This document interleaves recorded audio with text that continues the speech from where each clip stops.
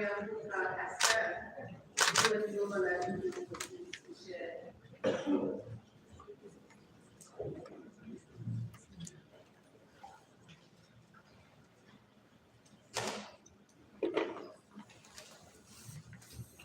Good afternoon, Excellencies, delegates, distinguished ladies and gentlemen. It's such an honor to be standing in your presence today to share my piece titled The Pulse of Peace.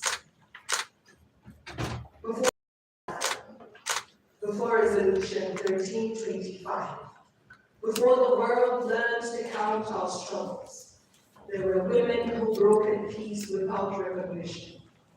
Women who stitched ceasefires with lullabies, who patched wounds with prayers breathed into the wind, who carried nations on the backs of their hands long before ink on paper promised them a seat at the table.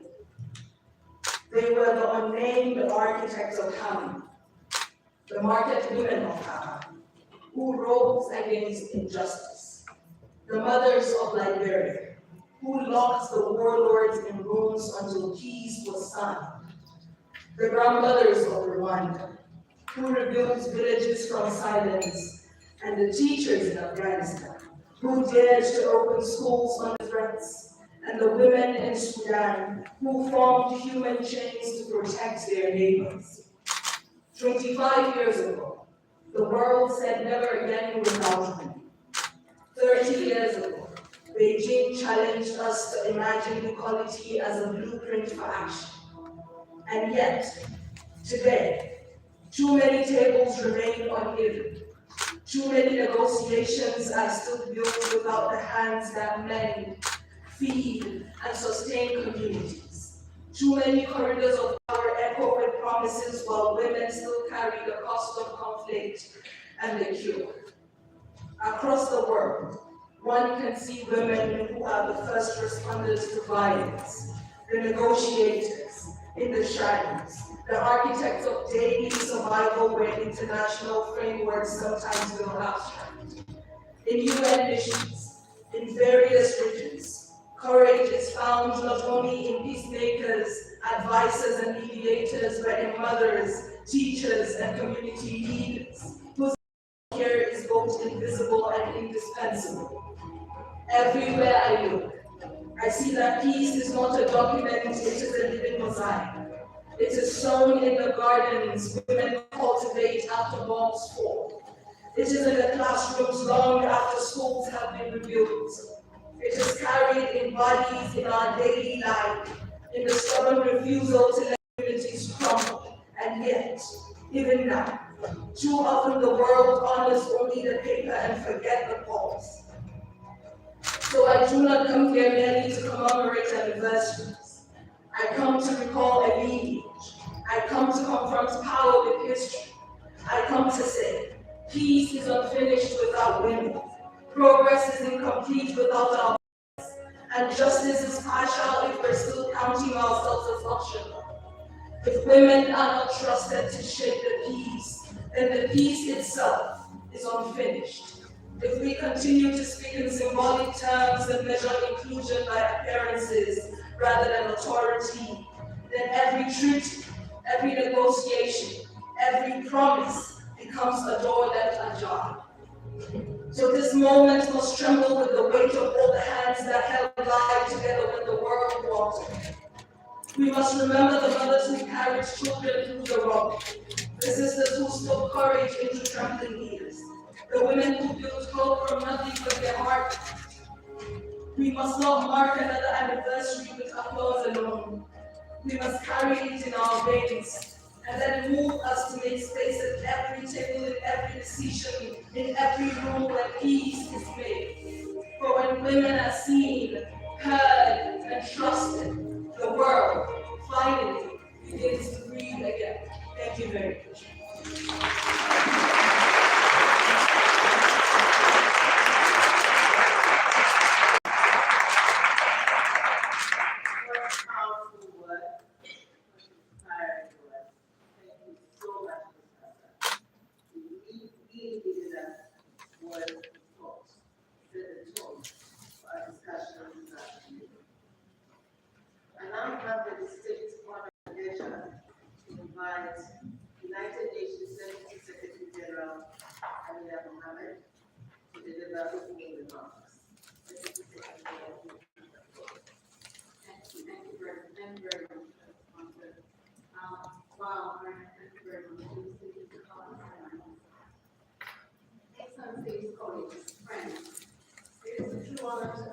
kind of event on behalf of the Secretary General.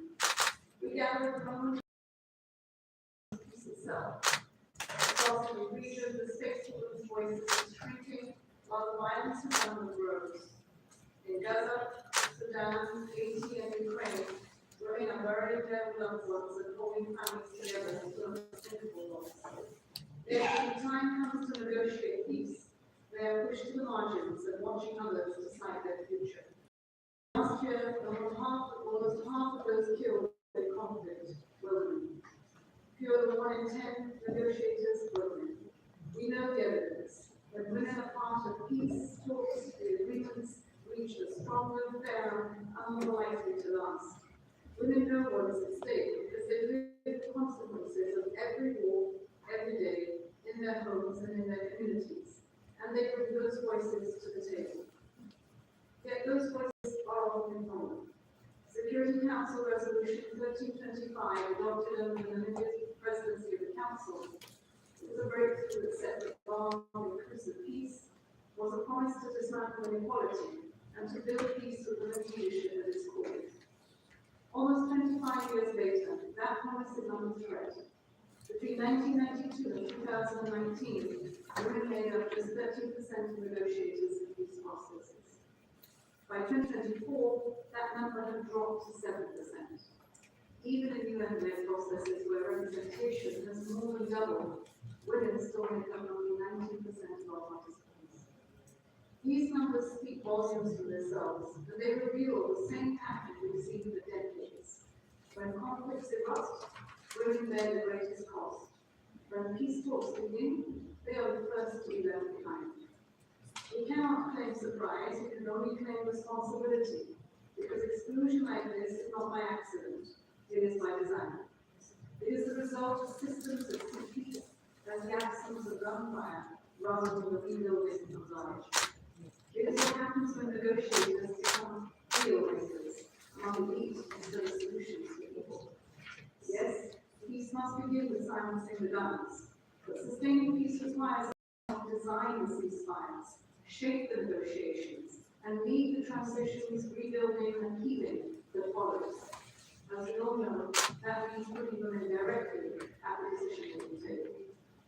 That is the purpose of the Secretary General's Common Pledge. It calls on mediators to act, not just to promise, but advance women's participation in peace processes that they lead. To date, over 40 mediating actors, member states, regional and civil society organizations have joined the pledge, and each has committed to 4 concrete actions. First, to advocate for and direct participation in negotiating delegations with clear tasks. Second, to consult regularly with women from diverse backgrounds and women-led civil society. Third, to embed gender expertise to shape peace agreements. And fourth, to appoint women as lead mediators. These commitments are practical steps that can be taken today, and they are already making a difference where those decisions have been taken. Libya, the United Nations mission set out a minimum target of 35% women's participation in a structured dialogue that would be advancing Libyan political roadmap. It also established a Libyan women's caucus to ensure women are represented at every stage of the process. In the Great Lakes region, joint UN and the African Union advocacy helped secure the appointment of 2 former women heads of state to the peace process in the Democratic Republic of Congo. Again, these are straightforward practical steps that are possible when leadership is intentional and when mediators choose inclusion as a standard practice. At the United Nations, we are determined to lead by example. In 2024, 4 out of 5 UN peace-led peace processes were headed by women. Women made up 45% of our mediation teams. The Secretary General has also committed for at least 1/3 women in mediation delegations, with a clear goal of full parity. CEDAW's General Recommendation 40 reinforces this goal. It urges states to advance parity in peace and security processes, including in mediation contexts. Yet, women in conflict party delegations remains a key challenge. In today's evolving global mediation landscape, the UN alone cannot create the change that we need. Member states, regional organizations, and other actors increasingly lead mediation processes. And so we look to you to join us in taking these same concrete actions and advancing multi-track strategies for inclusive and lasting peace. That work is already being led by women on the front lines of peace. Today, we will hear from women who will shape peace processes as negotiators, mediators, and leaders in civil society. Their lived experience is the foundation of this agenda. To all partners who have joined the Common Pledge, I thank you. Your leadership is turning commitments into results. Let us now widen this coalition, deepen its actions, and ensure that progress is visible where it matters most, in the text of agreements and in the lives of those who depend on them. From this day forward, let us set a clear standard. Every mediation team should act and advocate for, resource, and deliver women's full, equal, and meaningful participation. I believe that together we can lead by example and deliver peace that endures in the lives of people.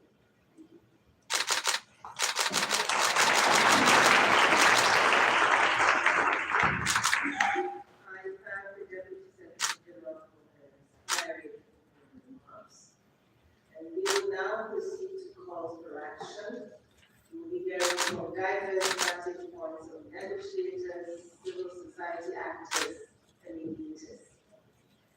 I have the pleasure at this time to invite Marina Galedo Zapata, National Coordinator of Ruta Pacifica de las Mujeres, to speak.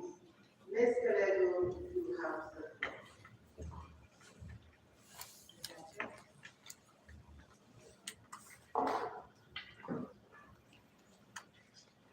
Muchas gracias, subsecretaria, muy importantes para impulsando la participación de las mujeres en las diferentes mesas de negociación y en la resolución de los conflictos humanos.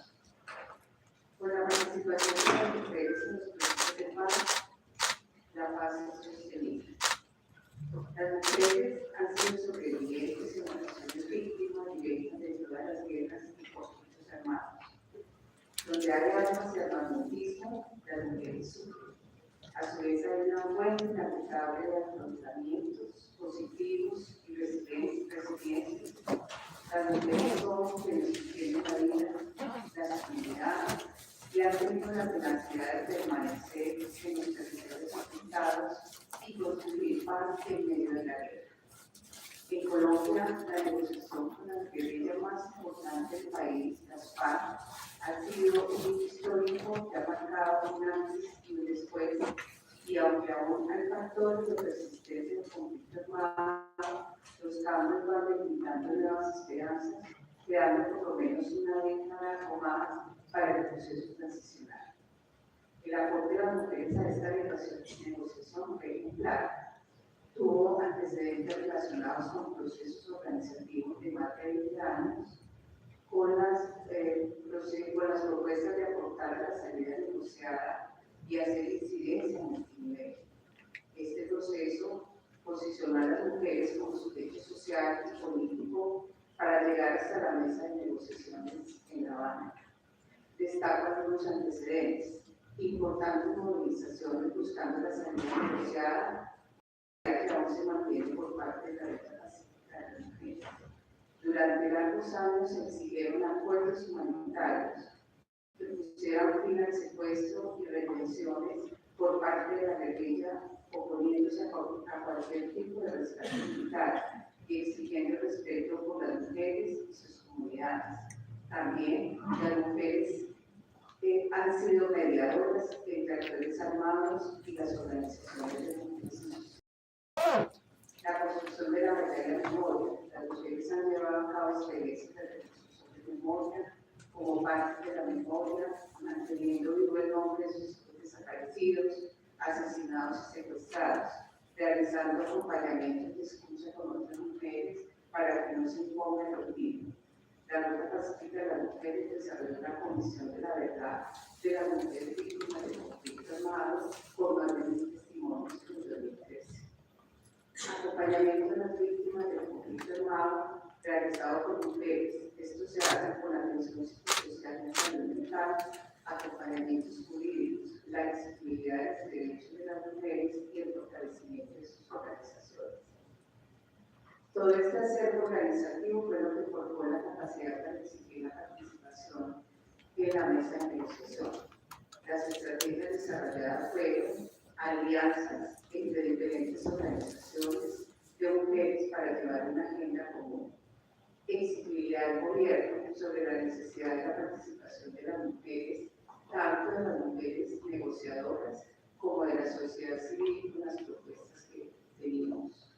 Es de anotar que en el primer año de negociación la mesa estaba conformada exclusivamente por varones, 20 varones. Incidencia con incidencia con comunidad internacional para que nos abrieran espacios en la mesa, con una mujer de Colombia como un papel muy importante en este trabajo. Estas tres estrategias fueron centrales para ser invitadas a conversar con los negociadores en pleno.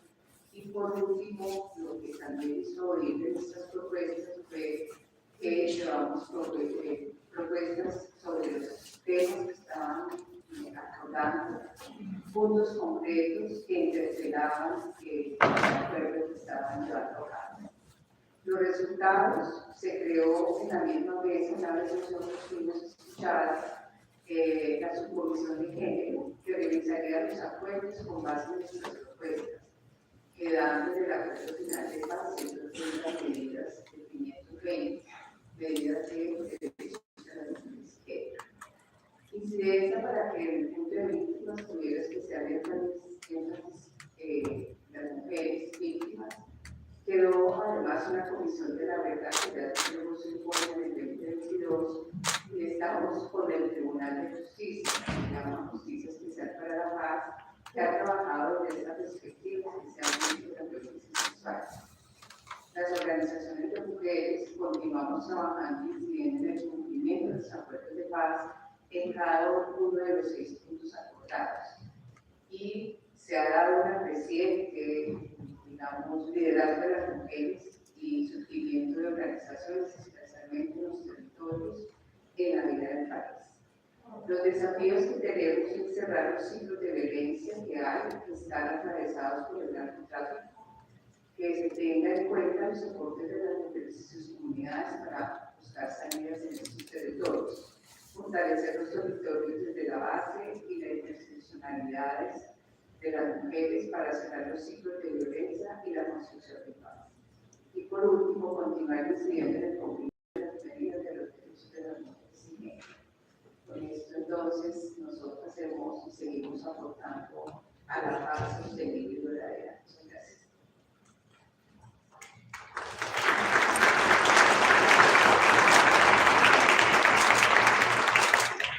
I thank the ladies and gentlemen for the strength and experience. And this is now this process, very a success story, that's lots of lessons to be learned from that. And I have the honor to give the floor to Sewa Tete, Special Representative for Libya and Head of the United Nations Support Mission in Libya. She will be joining us remotely.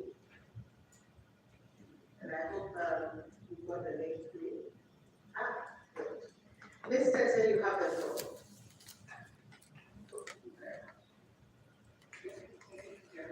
Excellencies, colleagues, and friends.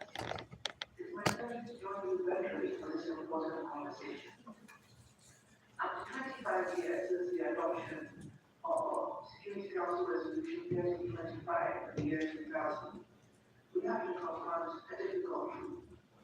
That the promise of women's full, equal, and meaningful participation in peace processes remains largely unmet, and it is my sincere hope that high-level advocacy benefits being needed will bring greater momentum to the efforts to have many more women actively participate in peace processes, especially in largely patriarchal societies, where women are not seen as critical actors in peace processes. The 4 pillars of Resolution 1325, participation, protection, prevention, relief, and recovery, are critical elements of any initiative to to ensure women's effective participation in these processes.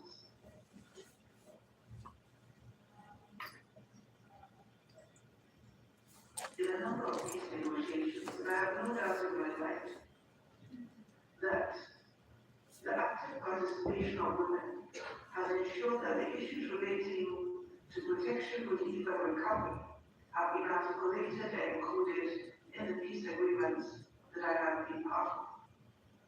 This was very much the case with the revitalized justice process in South Sudan.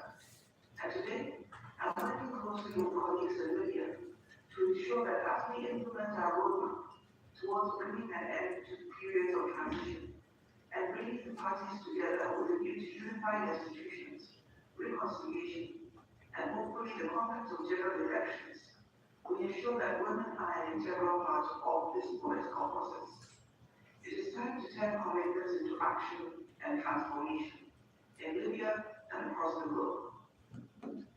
Over the past decade, in the Libyan context, women have increasingly participated in the political processes. In 2015, of the 18 signatories to the Libyan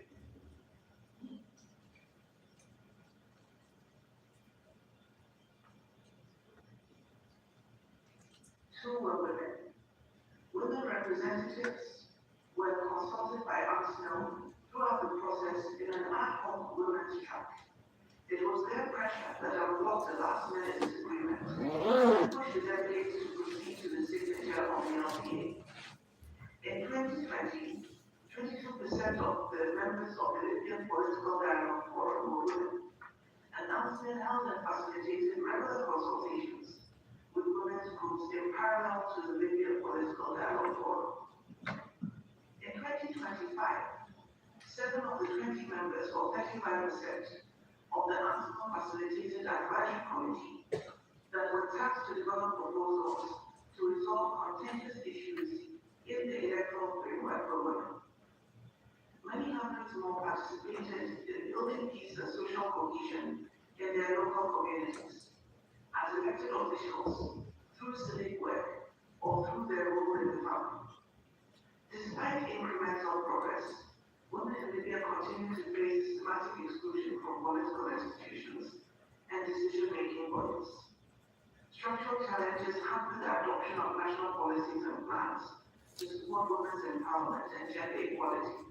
And a number of women who have entered public life have faced harassment, intimidation, and threats in person and online. In some cases, they have paid the highest price for their civic engagement, like Salwa Muganis, Sinem Sibiwa, and Hanan Al-Barasi, whom I would like to honor and remember today. Many women's resilience is extraordinary, but resilience alone cannot dismantle structural inequality. That requires deliberate, sustained action. We believe that national institutions should be given the space and be empowered to address those inequalities and advance the women's peace and security agenda effectively, and that is what we are promoting. Since assuming my responsibilities as head of UNSNO in February this year, I have met dozens of Libyan women from all walks of life and across the country. I have heard their diverse perspectives as well as their common aspirations for a free, equal, and safe society, both for women and for men, and especially young women.